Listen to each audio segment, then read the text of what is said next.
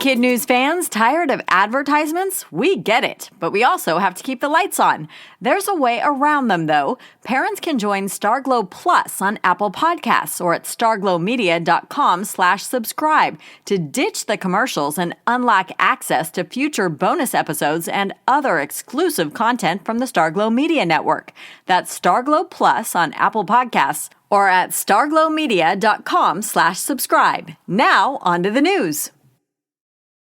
Good morning and welcome to KidNuz. I'm Kim. Today is Thursday, March 21st, 2024.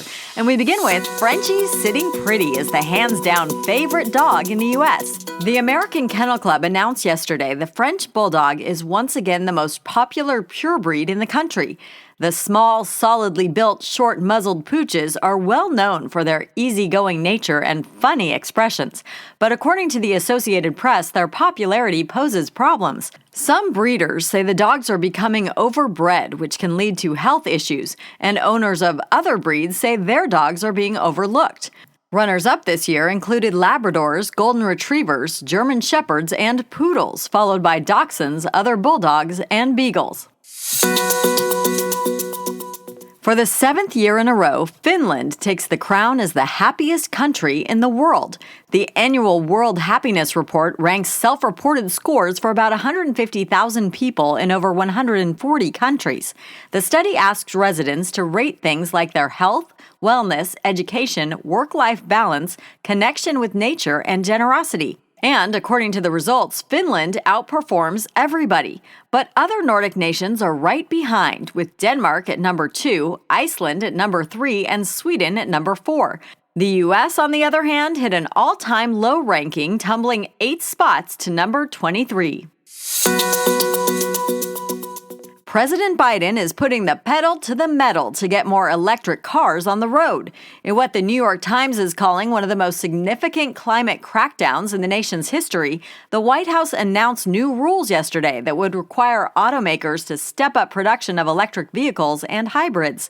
It's basically part 2 of a plan that he laid out last spring.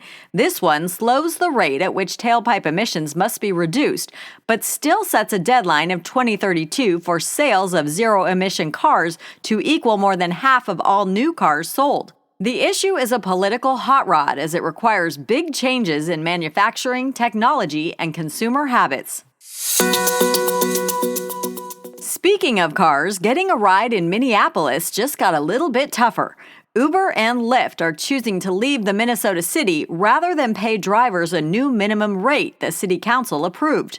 According to The Guardian, the law goes into effect May 1st and would establish a minimum pay of $1.40 per mile and 51 cents per minute for rideshare drivers after they complained their pay had been declining due to low rates and high costs.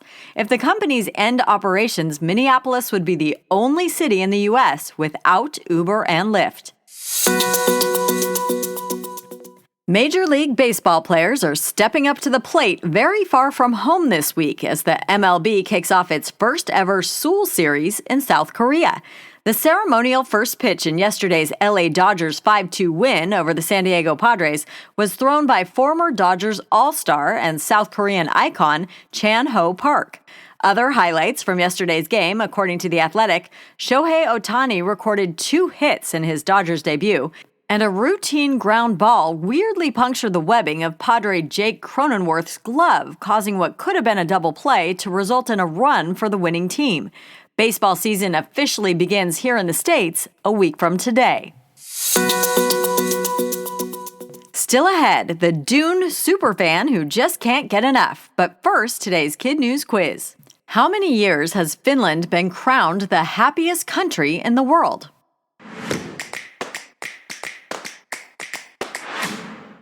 7. What big U.S. city may soon lose its ride-sharing services?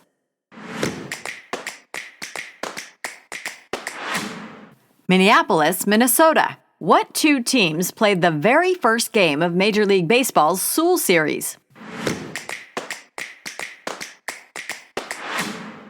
The Dodgers and the Padres. What purebred dog was named most popular for the 2nd year in a row?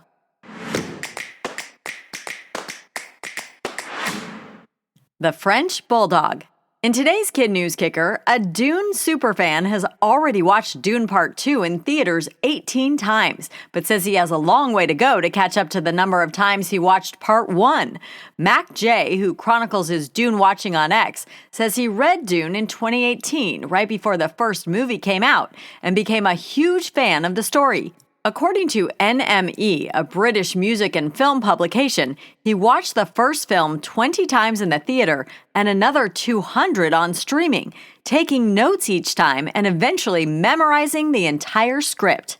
Mac is now in college pursuing an English degree, but says that hasn't gotten in the way of his Dune watching. So far, most of his Part 2 screenings have been in IMAX theaters, as he says it's the best way to experience the film. However, that could change, as Mac posted on X last week, "I am running out of money." Before we go, shout-outs to our Kid News classrooms. Mrs. Reese's Spartans at Boardman Center Intermediate in Boardman, Ohio. Mrs. Newbank's Cougars at St. Gertrude School in Washington, Missouri, and Mrs. Malick's Crickets at Crystal Lawn School in Plainfield, Illinois. Thanks for listening. Please rate, review, subscribe, and share Kid News with all your friends and family. And we'll see you back here for more Kid News tomorrow morning.